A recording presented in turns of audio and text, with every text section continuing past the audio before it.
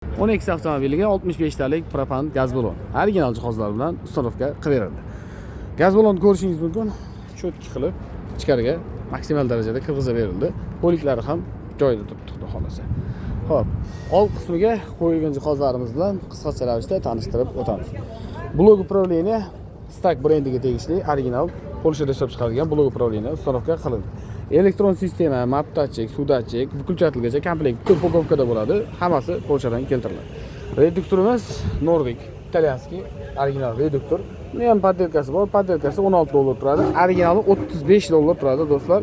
Shunisiga e'tiborli bo'lamiz. Farsunkamiz Real italyanskiy farsunka ustanovka qilindi.